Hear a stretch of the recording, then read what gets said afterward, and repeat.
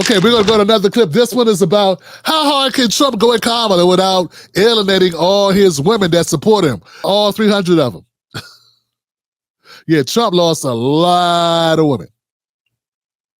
And I'm not just talking about his wives.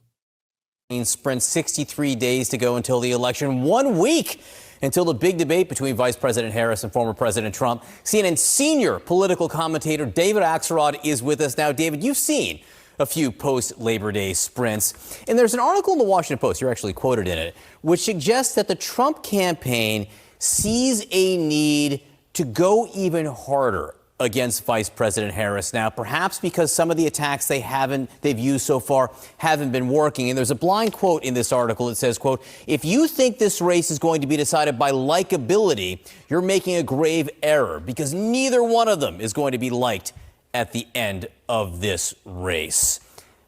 What do you think of that? Do you think they have to try to muddy it even more? I think if you live in one of the 6 battleground states, you should hide your children from the television set for the next 8 weeks. I think it's going to be a very tough race. And yes, I think that it is very clear that people have formed an opinion of Donald Trump. And if this race is decided on popularity, he will lose that race. So their mission is to try and tear Kamala Harris down. She's relatively new to people, John. The fact is, vice presidents are known, but they're not known. She's done a very good job in the first phase of filling in information about herself, and she's made up a lot of ground. But this is a neck-and-neck race. Trump doesn't have the option of selling a new Trump. He doesn't seem interested in selling a new Trump. And it's also too late. You guys were talking about the guy nonstop for 8 years. What could he possibly do in 2 months? Well, I mean, that would be stupid, Axel Foley. Come on, Axel. Be a little fair. You know? You started off okay. And no, Kamala Harris she hasn't been doing well. She just has been hiding. Like this. Hi, I'm Kamala Harris. I'm running from. I saw her walk off a plane, put earphones in her ear, so she couldn't have to talk to. So she wouldn't have to talk to reporters. And then she had the phone up by her ear, too, while she's with earbuds in.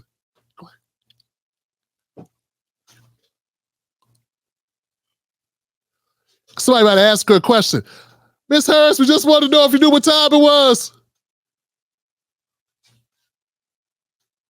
Tell the truth, Axel. One of the problems the campaign has is that he is the old Trump and he can't stay on a message. So his preferred avenue is to... No! He is Trump. He's who he is. These people are so phony. He just said Trump is the old Trump. He can't be the new Trump. There is no new Trump or old Trump. It's just Trump. Kamala is a chameleon. That's probably because that's the way you want it to be, too. So you people, she is crafted from you Beltway bastards that all pretend you're all put together. You are all transformers. You are science projects, elitist science projects, cyborgs, skin jobs. You're not real people. And you're all bits and pieces of whatever nonsense you think you need to be in order to be at the time. And none of it is genuine and none of it is real. It's cosmetic. It's silly putty. It's plastic. It's synthetic. It's not real. Rip down the opponent. That's what he does with great zeal and joy. And I expect that you're going to see that. It's also hilarious.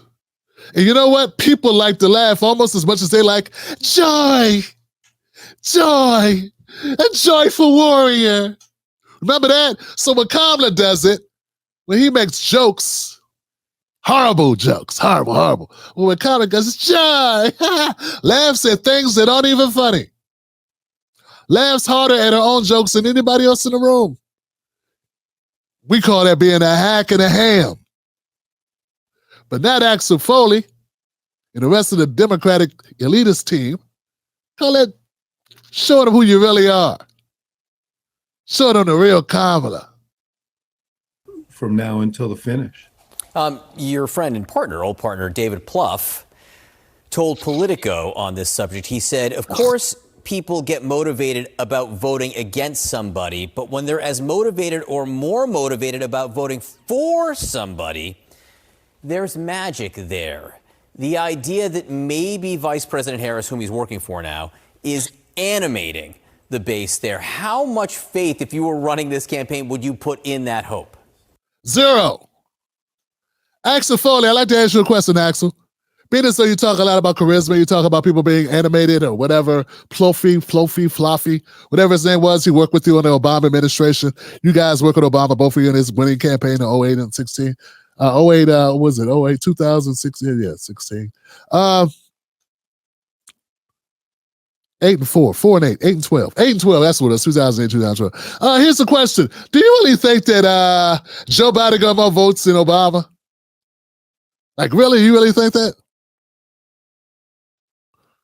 Just saying. You just said a lot of stuff about what makes people vote. Do you really think Joe Biden connected better with voters than Obama? Probably, arguably, the most impactful orator of the last 100 years in politics.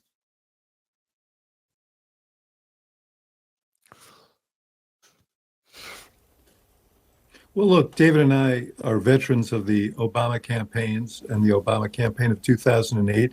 We've seen this dynamic. I do think that's part of what's seized this race in the 5 weeks since the vice president got into the race. I think people were so despondent about the choice they had. And then here comes this fresh new choice who has made a very good impression.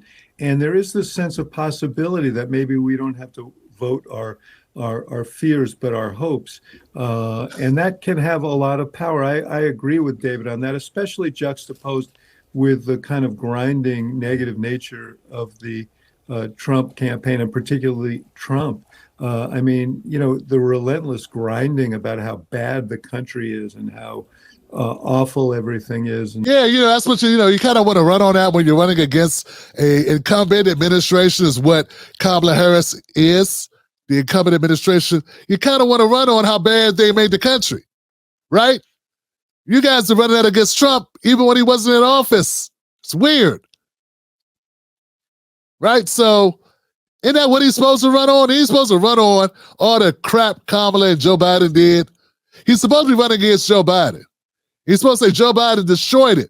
He's running to get his job back from the guy that took the job. But now, because he knocked that guy out in the first round, you put a new guy in to the boxing match, which is crazy because you're not even supposed to be able to do that. And you do that somehow without even that guy leaving office. Very weird. And now we got Kamala talking about doing things, even though she could be doing things right now, because she is technically still vice president of this administration, and she got the lamest of all lame ducks, a guy that ain't even going to be there for the nomination. Why is she going to him right now and say, hey, let's go fix some prices. Let's go do the price gouging right now to let them know what we're doing. Let's do something. Joe, what are you doing, Joe? Get your ass off the beach, Joe. Get something done for me. Let's make me look good so I get the win. But that's not the game plan, is it? That's what I want to say. But you know what's funny, guys? This is hilarious, folks. They want to blame Donald Trump because he didn't want to go help them. Or they say Donald Trump told the Republicans not to pass a border law or border bill because he wanted to run on it. And they said they could have did more for the border already if it wasn't for Trump meddling. And they would have got away with it too if it wasn't for those meddling kids. That meddling orange man, right? But here's the thing though. They can still do something about some stuff right now because they're still in power. And what are they doing? You said Trump is stopping Biden from doing executive orders like right now. Biden is the president right now, and he's not. Why he ain't doing this shit right now? Why? Oh, that's right, because you want him to wait. You want to promise to do stuff that you'll do in the future. So what's the problem then?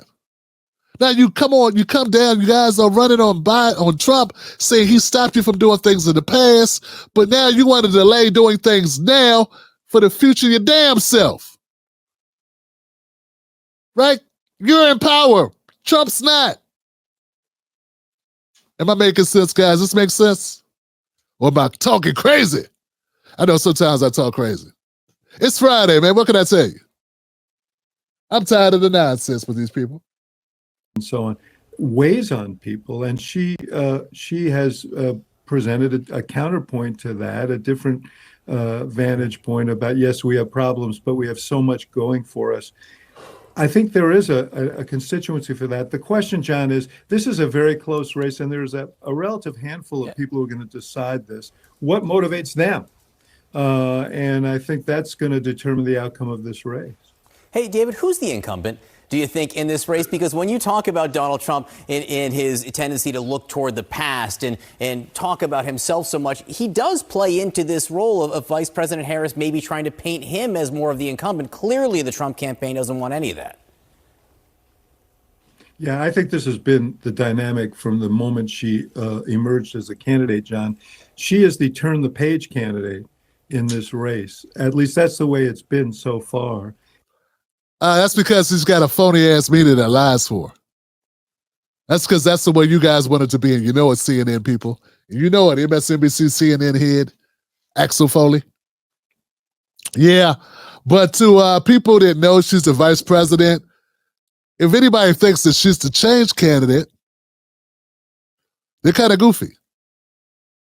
Because she's been in office for the last 4 years. Right? So basically, you're saying voters are stupid. Like really stupid because they believe that she's new. Right?